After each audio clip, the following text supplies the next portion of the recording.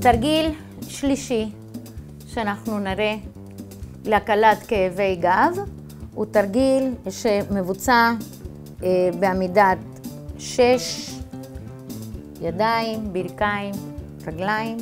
הגב שלנו ישר. אנחנו נכניס בטן פנימה, גב עגול, עגול, עגול, עגול, ונשחרר. נוציא אוויר שגב עגול, וניקח את כל האוויר בדרך לשחרור.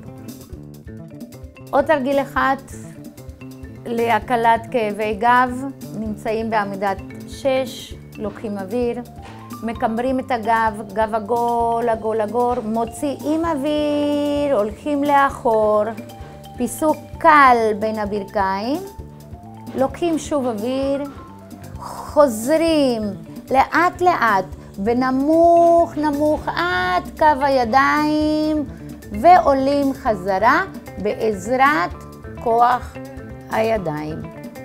אנחנו נדגים עכשיו דרך להרפות את הגב, כן? ולנוח אפילו כמה דקות כשאין לחץ על הגב ויש מתיחה אחת טובה, ישיבה על העקבים, פיסוק קל בין הברכיים על מנת שיהיה לכם מקום להכניס את הבטן, מותחים את הגב שלנו, הידיים במתיחה קדימה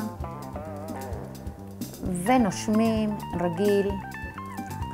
אפשר להביא את הידיים מתחת למצח אם צריכים יותר הגבהה ולנשום רגיל ולתת לגב ארוך, ארוך, ארוך, לנוח כמה דקות.